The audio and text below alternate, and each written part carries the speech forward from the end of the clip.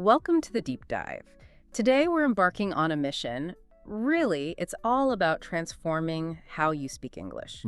We're looking beyond just, speed. We're aiming for clarity, for confidence, and that sort of effortless rhythm you hear in natural speakers. Yeah, that's the goal. We've been digging into excerpts from Speaking Fast and Clearly, Daily English Fluency, and our aim today is to pull out the most practical, really game-changing insights for you. And what's really great about this source material, I think, is how practical it is. It's not some, dry academic text. Right. It's all about real-world English conversations. It uses natural tones, common expressions, and honestly, really easy-to-follow dialogues that you can start using, right away. Exactly. And the core idea here, which is quite revealing, is that speaking faster isn't really about rushing. No, not at all. Or, mumbling your words together. It's more fundamental. It's about building up your confidence and finding your own sort of natural rhythm. And when we talk clarity, well, that's about precise pronunciation, sure, but also using the right tone and picking words that really land effectively. Yeah, word choice matters. So this deep dive is really perfect for you, the listener, especially if you're maybe a beginner and you're keen to sound more natural and just boost your fluency day to day. And the method they lay out in the guide is, well, it's quite smart. It suggests starting slow, really feeling the words, how they connect, Okay. and then gradually building up speed. But, and this is crucial, always making sure the meaning stays totally clear and simple. So it's like a gradual buildup. Exactly. This approach trains your brain and your mouth to work together in sync, and that's really how genuine natural fluency develops. Okay, so how does this actually, work in practice? Let's maybe take a guided tour, starting with the basics. Greetings. Right. So you might start slow, very deliberate. Hello, how are you today? Yeah, but in a real chat, that phrase often smooths out, doesn't it? You probably hear something more like, hey, how are you today? Okay, hey, how are you today? So what's happening there? Is there a term for that? Well, yeah, the technical term is elision. It sounds fancy, but it's actually quite simple. Elision. Okay, break that down for us. Sure. Elision is basically when we naturally drop certain sounds or even whole syllables just to make words flow together more easily. Ah, okay. Think of it like smoothing the edges between words. They stick together a bit, make speech faster, more fluid. It's not lazy speaking. It's just the rhythm of English. Your brain actually processes these chunks faster. That's really interesting because I always felt like I had to hit every single sound, and it just made me sound, well, slow and kind of robotic. Yeah, a lot of learners feel that way. So if we take that idea, that blending or melting idea, and apply it to asking about plans, like what are you doing later? How does that change? Good one. Oh. The guide shows how that naturally kind of shrinks down to, what are you doing later? What are you doing later? Yeah. See how what and are just sort of connect? It's these little connections, like the words are flowing, not marching. I like that, flowing, not marching. Okay, and then answering that.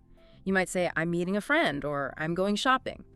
But the key, like the source says, is how they blend but don't get mumbled. Exactly right. I'm meeting a friend can become, I'm meeting a friend, smooth. I'm meeting a friend. You're not dropping so much that it's unclear. You're just blending purposefully. Yeah. It's about efficiency, yeah, without losing the meaning. Right, efficiency. Another example they give is, I'm going to the store. That often shifts to, I'm going to the store. I'm going to the store, using the N sound. Yeah, dropping the G. That's really how you hear native speakers talk every day. It's authentic. It's amazing how these tiny changes make such a difference in sounding natural. Okay, let's try some everyday scenarios. Ordering at a cafe. That's a common one. You start with, can I have a coffee, please? Which very often becomes, can I have a coffee, please? Can I have a coffee? Or even simpler, can I get a coffee? Right, can I get a coffee? And notice how have a blends there. The have, can I have a? Yeah, I hear that. It's not just about speed, it's the natural rhythm. Unstressed words or syllables often get reduced, squashed down a bit to make it flow better. Your brain likes processing those chunks. That totally makes sense. Okay, what if you're ordering more? Like, can I have a sandwich and a juice? Yeah, good example. The source shows it turning into something like, can I get a sandwich and juice? Sandwich and juice. So the and just becomes an... Pretty much. It's still perfectly clear what you want, right? Yeah, totally. But it sounds faster, smoother, much more fluent. These little blends really add up. So it's not about rushing, it's finding those natural links. Exactly. The links that native speakers use without even thinking about it. Okay, so we've seen words blending. What about talking about time? What time is it? That can feel a bit clunky sometimes. It can, yeah. And in natural speech, what time is it often just condenses right down to what time is it? What time is it? Wow, okay. Again, not rushing. Yeah. Just reducing those tiny gaps between words, linking the sounds, like connecting train cars, Yeah. The momentum carries through. Great analogy. So it's 6:30, spoken quickly, it becomes... It's 6:30. 6:30, okay. And if you've got an appointment, maybe I have a meeting at 10 o'clock. Yeah. That could easily shrink down to I go to meeting at 10. I go to meeting at 10. Smooth. Still clear, though. That's the goal. Exactly. And that helps your brain process it as one chunk of information instead of piecing together individual words. Okay, now what about when you're actually in a hurry? You're running late, you bump into someone. Instead of the full, hey, sorry, I'm late. It might just be, hey, sorry, I'm late. Yeah. A bit quicker, more clipped. Right. Or maybe you explain, the bus was slow. Yeah, which could shorten to just bus was slow. Bus was slow. Interesting. The key there is cutting out unnecessary words, but again, keeping it clear. Casual English is really efficient like that. If a word isn't vital for the meaning, it often gets trimmed. Think about let's go. In fast speech, that can sound like less so. Less so. Really? Yeah. Or I'm hungry, let's eat. Very commonly becomes just hungry, let's eat. Hungry, let's eat. This is super common in real everyday English. Helps you sound much more natural. That's brilliant. Concise, but the message is still there? Yeah. Okay, shifting slightly. Expressing emotions and those little short answers we use all the time. So, I'm really happy today. How does that blend? It might become, I'm really happy today. It really gets kind of squashed. I'm really happy. Again, I'm a bit tired. I'm a bit tired. The a bit flows together. Yeah. I'm a bit tired. I'm a bit tired. Got it. And a really important reminder here from the source, speaking fast doesn't mean talking nonstop like a machine gun. Right. Yeah. Good. Right. Breathing, Yeah. pausing, they're still absolutely vital. For clarity, for comprehension, just for sounding human. It's about efficient transitions between sounds, not just breathless speed. Okay, pauses are still important. What about those short answers like yes, I do or no, I don't? Oh, yeah. They change all the time. Yes, I do. Yes. Often becomes, yeah, I do. More casual. Yeah, I do. And no, I don't can soften to, nah, don't. Yeah, don't. Or think about maybe later. That simplifies to maybe later. Maybe later. I think so become I think so. I think so. And the classic I don't know Yeah. can easily become dunno. Dunno. That's a big one. Huge. Or I have no idea. Often shortens right down to no idea. No idea. Wow. These are everywhere in real conversation, aren't they? Constantly. Using them definitely shows you're comfortable with the language. Okay, let's get really practical. Daily communication, talking about plans. We had, I'm going to the market.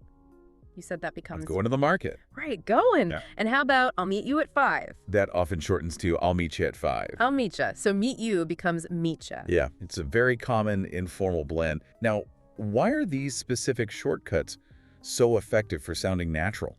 Good question. It's because these are the ingrained patterns. It's how native speakers naturally speak.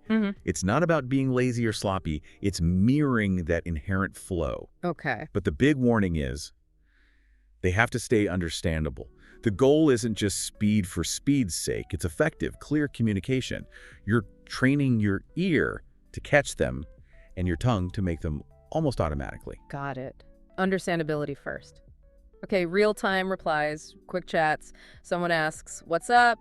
You might reply, not much, you. How does that sound faster? It can become almost one unit, not much you. Not much, you. Okay, and how's it going? Often sounds like, how's it going? How's it going? And a typical reply, pretty good, thanks, might come out as pretty good, thanks. Pretty good, thanks. The source really emphasizes staying calm when you're trying to speak faster. Because when you're calm, you can access these natural patterns more easily. If you're tense, you often revert to slower, more deliberate speech. That makes sense. Don't force it. Okay, directions. This is where people often panic a bit. Yeah, it can be stressful. So go straight and turn left. How does that speed up? It becomes go straight and turn left.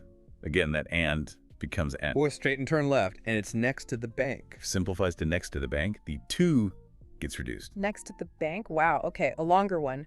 Walk 2 blocks, then turn right. Becomes Walk 2 blocks, turn right. Walk 2 blocks, turn right. It flows much better. And this isn't just about speed, it's really about building muscle memory through repetition. The more you practice these specific direction phrases out loud, the more automatic they become. It frees up your brain when you're actually giving directions. That's so true. Reduce the thinking time. I remember trying to ask for something large in a shop once, and it sounded terrible. So these supermarket phrases are key. Absolutely. Instead of, do you have this in large? You might hear, Do you have this unlarge? See, the in becomes un. do you have this unlarge? Okay, and where's the milk section? Condenses to, where's the milk? Where's the milk? And the guide really pushes practicing these out loud, like in the actual supermarket if you can. Bit nerve-wracking maybe, but good advice. It's vital. Applying it immediately connects the learning to real life. That's how you build fluency and confidence. You're basically training your mouth to catch up with what your brain knows. Train the mouth. I like that.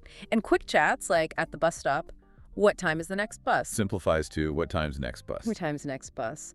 And is this the right stop? Could become this the right stop. Dropping the is. This the right stop. Wow, okay, these are super useful in public. Mastering them must feel great. It really does. These are the kinds of everyday phrases that, once you nail them, make you feel so much more comfortable, more at ease. They cut down the mental effort for basic stuff so you can focus on the actual conversation. Definitely. Okay, let's move to just casual conversations and maybe phone English, making quick decisions. Let's eat here. Becomes, let's eat here. The days of sound links them. Let's eat here, and I don't feel like going. Can often sound like, don't feel like going.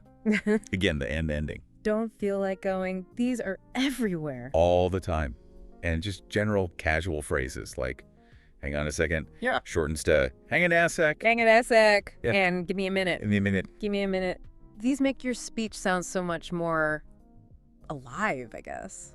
Authentic? Yeah, authentic. Yeah. They signal you're comfortable in those casual situations. Okay. And phone English. This often feels extra fast to learners. They can, yeah. Less visual cues. So, hey, what's up? On the phone, might be. Even more reduced sometimes. Hey, what's up? Hey, what's up? Okay.